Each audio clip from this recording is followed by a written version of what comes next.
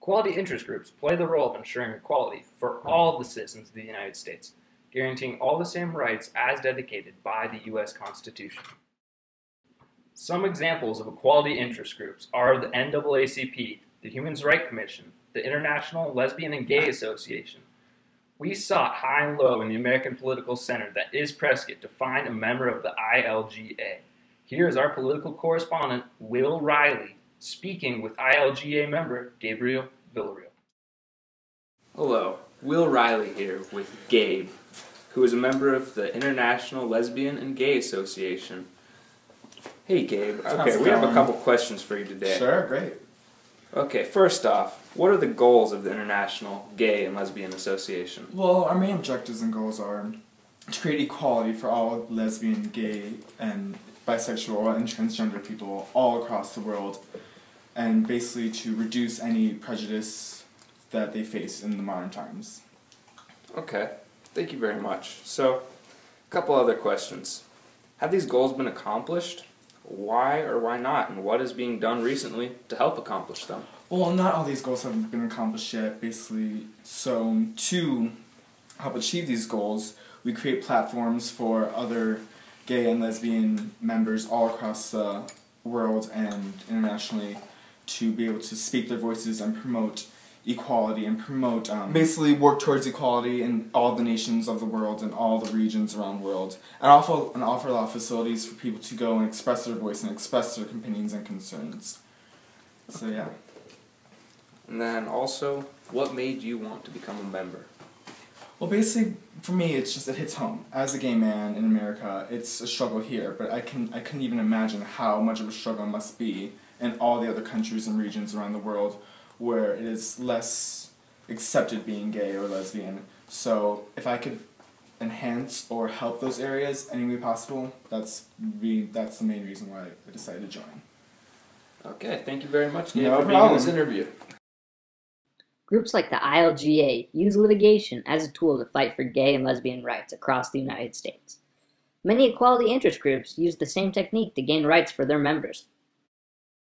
In 1909, the NAACP was created with a mission to promote black civil rights, including to secure for them impartial suffrage. The NAACP's success was limited, although they did achieve important judicial rulings by the Supreme Court and some legislative successes. Southern legislators quickly devised alternative ways to keep many Southern blacks disenfranchised through the early 1960s.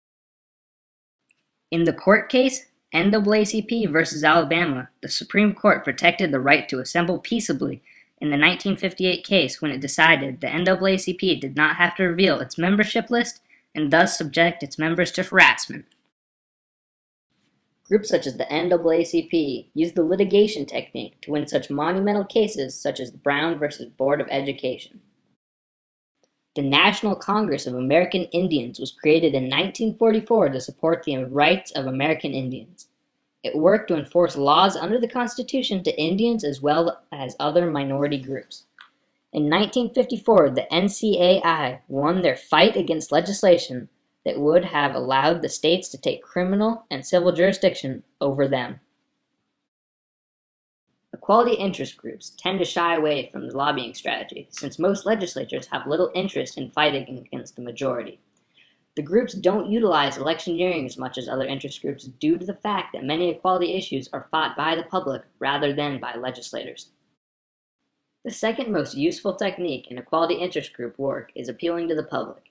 Interest groups such as the National Organization for Women and the NAACP rallied support in order to gain rights for their members.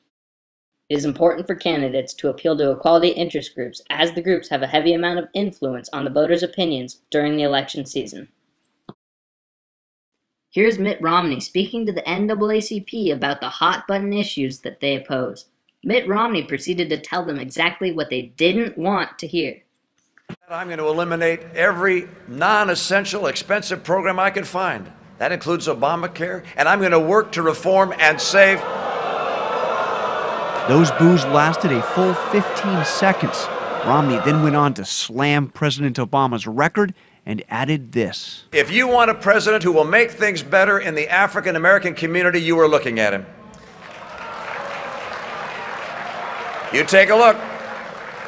Talk about a tough sell, telling the nation's most prominent African American organization to vote against the nation's first African American president. After all, in our latest poll, 96% of African Americans said they would vote for Obama, just 3% for Romney. Thank you. While Romney won't find many votes here, he may find respect, showing he can stick to his beliefs before a hostile audience. Romney did get a smattering of applause, including when he promised to return if elected president. For his part, President Obama is not speaking at the convention this year. Vice President Biden is. During the campaign 4 years ago, John McCain came before this group, but he praised his then opponent. He's inspired a great many Americans, some of whom had wrongly believed that a political campaign could hold no purpose or meaning for them. The success should make Americans, all Americans, proud. After today's speech, a spokesperson for the NAACP criticized what Romney said, but gave him credit for showing up, saying, quote, "We appreciate that he was courageous and took the opportunity to speak with us directly." Other equality interest groups include